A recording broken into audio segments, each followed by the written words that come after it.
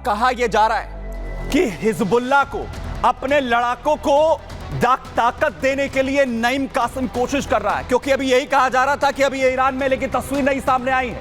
Hezbollah के लड़ाकों के साथ संगठन का चीफ नईम कासिम, नया चीफ आप देखिए, जो कहां है, क्या ईरान की शरण में है, पहले यही कहा जा रहा था, लेकिन वो अपने लड़ाकों के साथ नजर आ रहा है। यूनिफॉर्म में देखिए, यूनिफॉर्म में है, और जहां उसके लड़ाके मोर्चा संभाले हुए हैं उनके साथ वो खड़ा हुआ नजर आ रहा है, जिसके जरिए उसकी कोशिश है कि जो हिजबुल्लाह के पूरे तमाम लड़ाके जिनका मनोबल पूरी तरीके से खत्म हो चुका है, उन्हें एक बार फिर से वो बढ़ाने की कोशिश यहां पर कर रहा है, उन्हें एक बार फिर से ताकत देने की कोशिश करता हुआ यहां पर नजर आ रहा है। लेकिन इजराइल ने यहां पर ठान लिया है कि अब अगला नंबर नईम कासिम का आने वाला है। देखिए,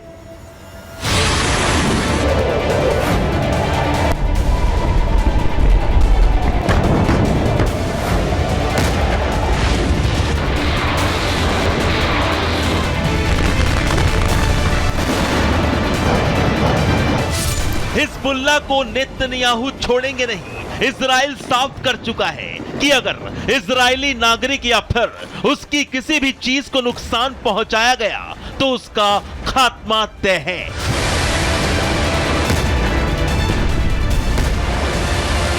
नईम कासिम के हिजबुल्लाह का नया चीफ बनने के बाद लेबनानी आतंकी संगठन एक बार फिर फन उठा रहा है। नईम कासिम के हिजबुल्लाह चीफ बनने के बाद इजराइल पर हमले फिर तेज हो गए हैं, लेकिन इजराइल के टारगेट पर हिजबुल्लाह के साथ साथ अब उसका नया सरगना नईम कासिम भी है।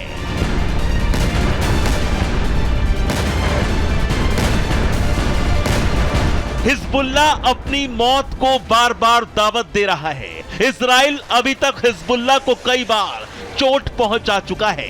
लेबनान में हिजबुल्लाह के अड्डों पर इजरायली सेना तबाही मचा चुकी है। साथ ही पहले हसन नसरल्लाह फिर हाशिम सफीदीन को मौत के घाट उतार चुकी है, और अब हिजबुल्लाह के नए चीफ नईम कासिम के सफाई की बारी है।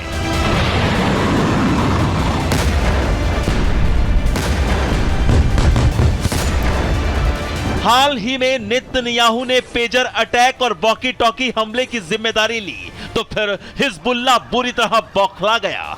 नेतन्याहू के बयान के चंद दिन बाद ही हिजबुल्लाह ने उत्तरी इजराइल पर रॉकेट वर्षा कर दी, लेकिन हिजबुल्लाह की हिमाकत का अंजाम अब क्या होगा, यह हिजबुल्लाह सोचकर भी घबरा रहा होगा, क्योंकि जैसे ही हिजबुल्लाह ने हाइफा, किरियत, साफेद, शेमोना शहर पर एक के बाद एक 150 से ज्यादा रॉकेट हमले किए।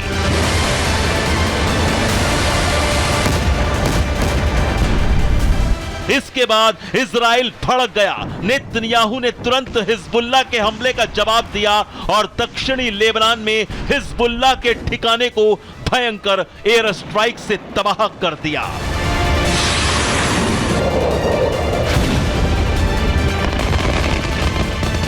ईरान के अहम ठिकाने पर बड़े हमले की प्लानिंग कर रहा इजराइल अब एक बार फिर हिजबुल्लाह को टारगेट पर ले चुका है, क्योंकि हिजबुल्लाह के इजराइल पर हमले ईरान की साजिश है, जो हिजबुल्लाह को आगे कर बार बार इजराइल पर अटैक करवाता है। हिजबुल्लाह का नया चीफ नईम कासिम ईरान में कहीं छिपकर ही इजराइल पर हमले की प्लानिंग करता है। ईरान हथियार मुहैया करवाता है, और अब जिस तरह से हिजबुल्लाह ने ताबड़तोड़ इजराइल पर रॉकेट अटैक किए हैं, उससे साफ है कि इजरायली सेना अब हिजबुल्लाह और उसके नए चीफ का खात्मा करके ही दम लेगी। Bureau report, Republic Bharat.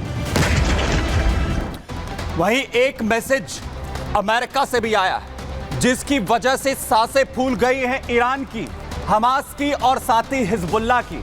आखिर क्या है मैसेज और किसने यह मैसेज दिया है? क्योंकि ट्रंप के जानी दुश्मन और हमास और हिजबुल्लाह हैं, ये इससे पूरी तरह साफ हो चुका है। और इससे पहले भी ट्रंप ये कह चुके हैं कि किसी को भी ये इजाजत नहीं दी जा सकती है कि वो अस्थिरता और आतंक जो है वो फैलाए।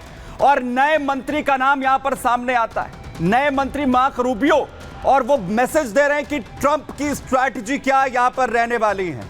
जहां पर उन्हें नॉमिनेट किया जा रहा है, नॉमिनेट मार्क रूबियो को जैसे ही करते हैं, जहां उनका नाम सामने आता है, एक मैसेज उनकी तरफ से आ जाता है और वो ये कहते हैं कि ट्रंप की पॉलिसी पूरी तरीके से क्लियर है। जो इससे पहले किया था, जैसे लगाम पहले ईरान पर कसी गई थी, हमास हिजबुल्लाह पर कसी गई थी, वैसे ही कसी जाएगी। क्या कह रहे हैं मार्क रूबियो, पहले जरा वो सुनिए।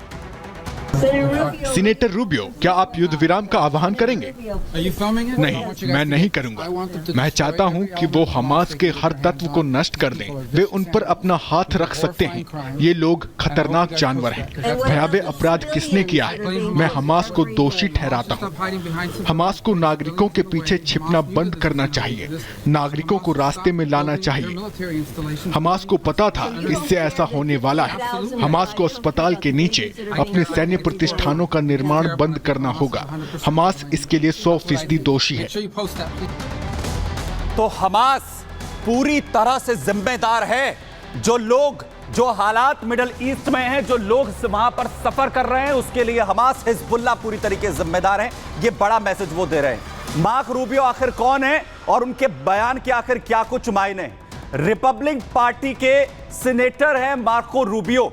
दरअसल ट्रंप ने विदेश मंत्री पद के लिए उन्हें नॉमिनेट यहां पर किया है। मिडिल ईस्ट पर रूबियो का जो सख्त रुख है इससे पहले रहा है और इजराइल के प्रति रूबियो ने अपना समर्थन जताया है। हमास और हिजबुल्लाह जैसे संगठनों पर वो हमला बोल रहे हैं। ईरान हो, हमास, हिजबुल्लाह और आईएसआईएस पर वो लगातार नजर रखते हैं। रिपब्लिकन सीनेटर रूबियो नाटो के मजबूत समर्थक हैं, वहीं चीन के कट्टर आलोचक भी हैं। वहीं सीनेटर मार्को रूबियो, चीन पर रूबियो का जो रुख है वो हमेशा से आक्रामक रहा है। वो लगातार चीन पर सख्ती बरतने का हमेशा समर्थन यहां पर करते रहे हैं। लेकिन मार्को रूबियो की तरफ से जब ट्रंप की पॉलिसी को लेकर कहा जा रहा है, तो आखिर मिडिल ईस्ट में इसका क्या असर होने जा रहा है, जरा देखिए।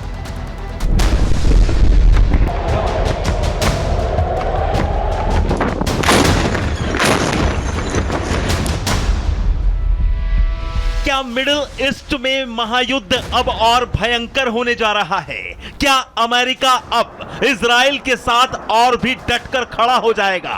क्या मिडिल ईस्ट की जंग और भी विध्वंसक होने जा रही है? क्या मिडिल ईस्ट में इजराइल के साथ अब अमेरिका भी उसके दुश्मन देशों को मुंह तोड़ जवाब देगा?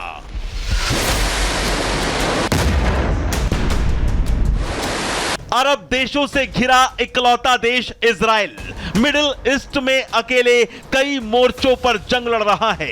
इजराइल कहता आया है कि उसकी लड़ाई आतंकवाद के खिलाफ है, बुराई के खिलाफ है, और अमेरिका कहता आया है कि वो बुराई के खिलाफ युद्ध में इजराइल के साथ खड़ा है। और इसकी तस्दीक अमेरिका के नवनिर्वाचित राष्ट्रपति डोनाल्ड ट्रंप के सीनेटर मार्को रूबियो के बयान से हो भी रही है। डोनाल्ड ट्रंप की रिपब्लिकन पार्टी के सीनेटर मार्को रूबियो का साफ कहना है कि इजराइल के पास हमास के समूल सर्वनाश के अलावा कोई विकल्प नहीं है। रिपब्लिकन सीनेटर मार्को रूबियो का बयान सिर्फ हमास के लिए ही खतरे की घंटी नहीं है, बल्कि हिजबुल्लाह, हूती और आईएसआईएस भी अमेरिका के रडार पर हैं, क्योंकि ट्रंप की पार्टी मानती आई है कि मिडिल ईस्ट में हमास और हिजबुल्लाह जैसे संगठन किसी भी देश के लिए खतरे से कम नहीं है। डोनाल्ड ट्रंप ने अपने सीनेटर मार्को रूबियो का नाम नए विदेश मंत्री पद के लिए नॉमिनेट किया है। सिर्फ ट्रंप ही नहीं, उनके सीनेटर का रुख भी हमास और हिजबुल्लाह के खिलाफ सख्त है। 20 जनवरी 2025 को बाइडेन युग समाप्त हो जाएगा और फिर ट्रंप युग का आगाज होगा। मिडिल ईस्ट समेत पूरी दुनिया अमेरिका की तरफ देख रही है कि ट्रंप क्या कदम उठाएंगे, हमास, हिजबुल्लाह, हूती, आईएसआईएस को कैसे खत्म करेंगे, और ईरान पर ट्रंप का एटमी प्लान क्या है।